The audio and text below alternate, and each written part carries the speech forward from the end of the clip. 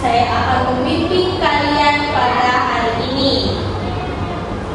Selanjutnya, saya minta kalian untuk memperkenalkan diri kalian masing-masing. Dimulai dari kamu. Halo Ibu perkenalkan nama saya Jennifer. Saya dari Italia. Halo Jennifer. Selanjutnya kamu. Saya pagi Ibu. Perkenalkan nama saya Anna. Saya dari Belanda. Halo Ana. Kamu? Baik, selamat pagi Ibu Mati. Perkenalkan saya Mega, saya dari Jerman. Halo Megan, senang bertemu dengan kalian. Baiklah, hari ini kita akan memulai sesi pembelajaran micro teaching yang dirancang khusus untuk kalian yang telah mencapai level C2.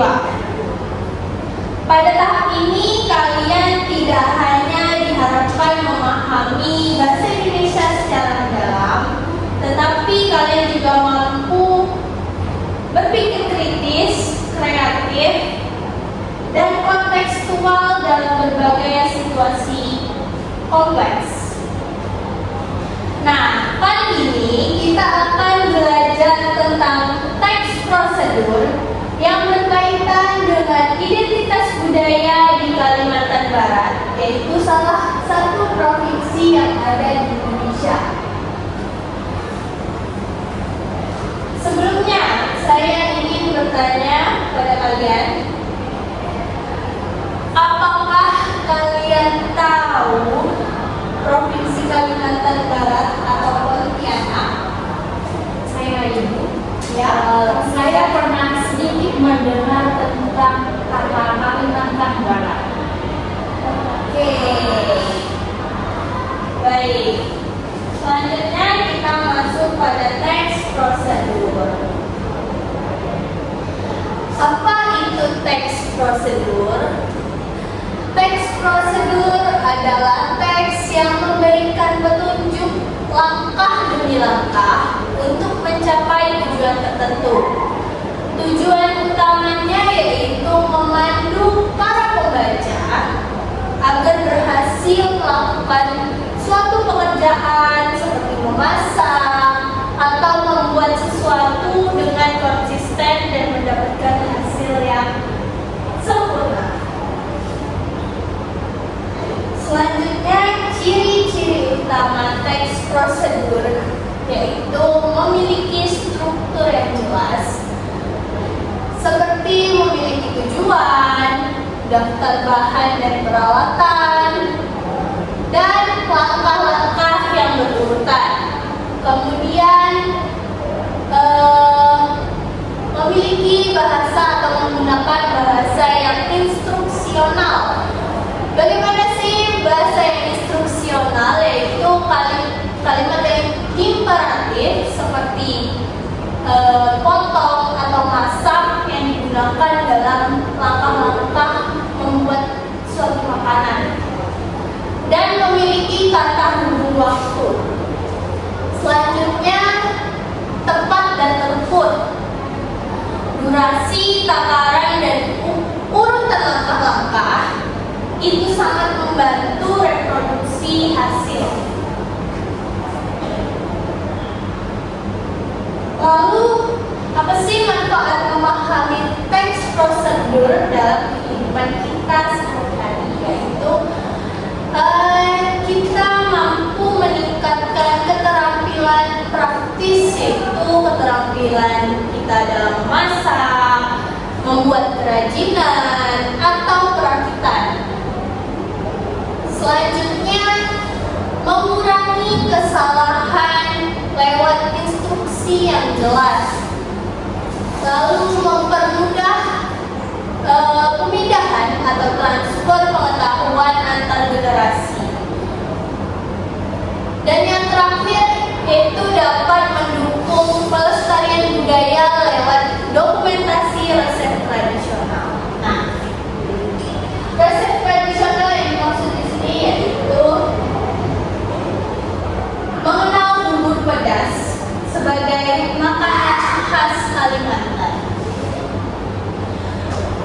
pedas adalah makanan hidangan berkuah dan bertekstur lembut dengan bumbu yang kaya akan rempah, sayuran, protein seperti ikan dan udang, lalu disajikan dalam acara adat seperti perayaan atau hanya sebagai hidangan makanan.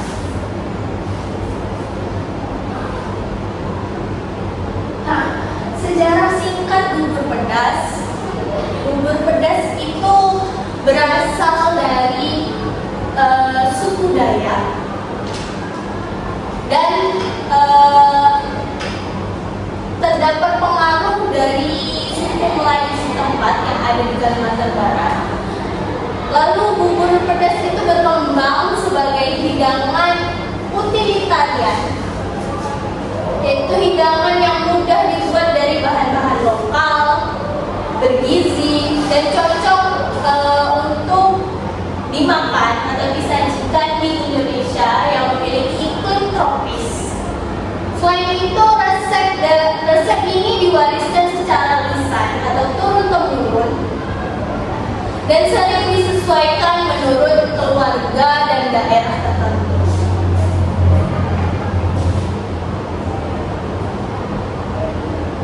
Nah, ini fungsi sosial dari bubur pedas.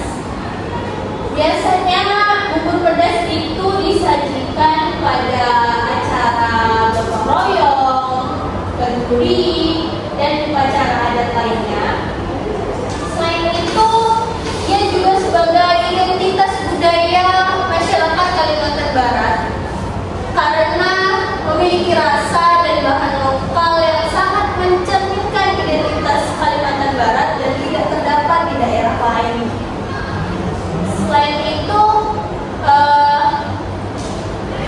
resep sebagai media pendidikan antar generasi, maksudnya di sini resepnya diberikan secara turun-temurun dari nenek moyang mereka ke generasi-generasi selanjutnya.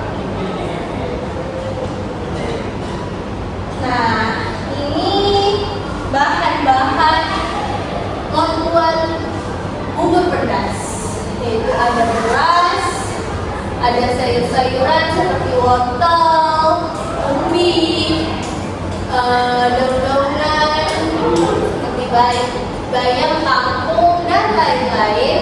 Lalu ada juga protein, tapi itu menyesuaikan selera masing-masing. Proteinnya itu kita bisa menggunakan udang atau ikan.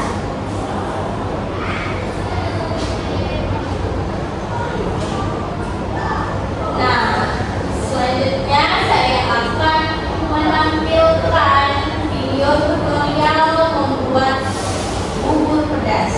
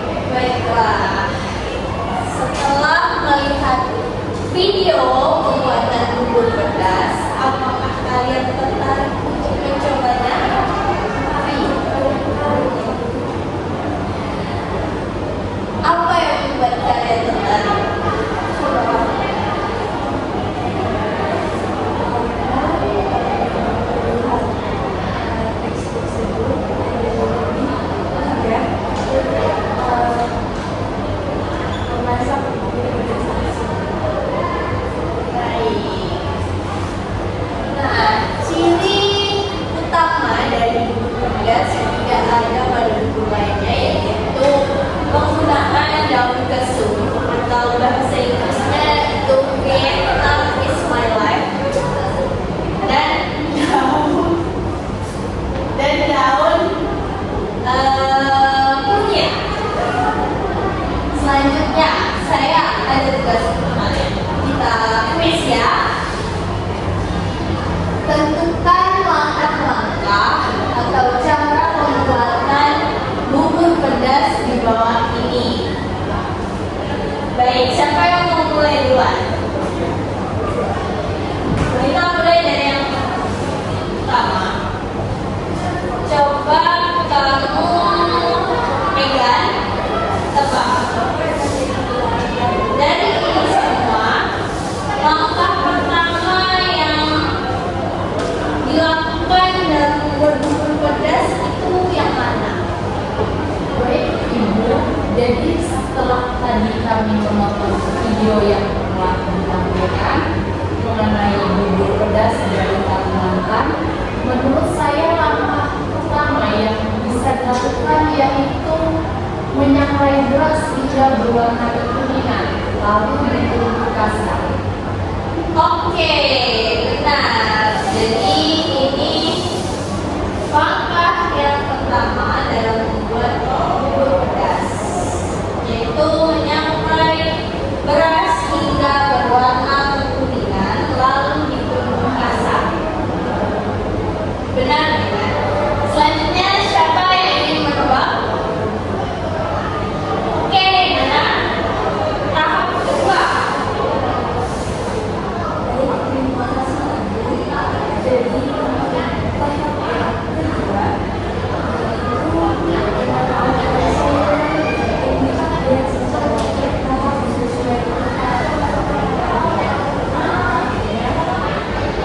Oke, tepat karena kamu benar. Selanjutnya, Jennifer. Menurut saya, bagian yang ketiga itu Oke, yang mana Jennifer? yang memasukkan beras, bagian memasukkan beras setelah disangrai ke dalam rebusan. Oke, benar. Tahap ketiga yaitu memasukkan beras yang telah disangrai ke dalam rebusan, lalu aduk hingga mengental seperti bubur. Nah, selanjutnya tahap keempat, kira-kira yang mana?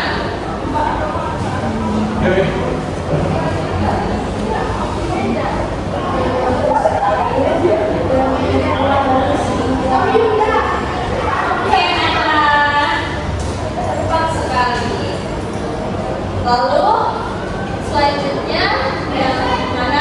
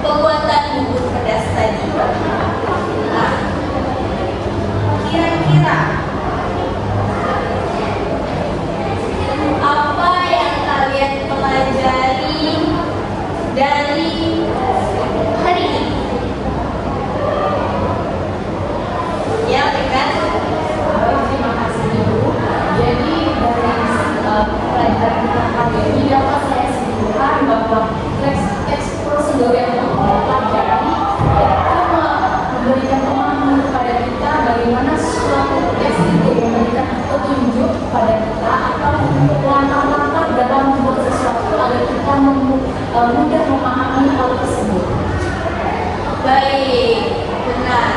Saya rasa kalian sudah fasih dan memahami ya apa yang kita pelajari pada hari ini, dan kalian bukan hanya memahami bahasa Indonesia secara mendalam, tetapi kalian juga dapat berpikir kritis dan bijak dalam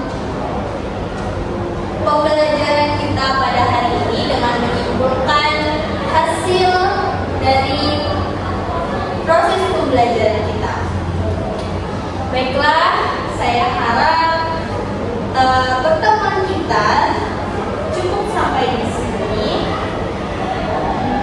Apabila terdapat kesalahan atau kekeliruan saya dalam memberi arahan pada kalian, saya mohon maaf. Senang bertemu dengan kalian. Sampai jumpa di pertemuan berikutnya. Selamat pagi. Selamat pagi.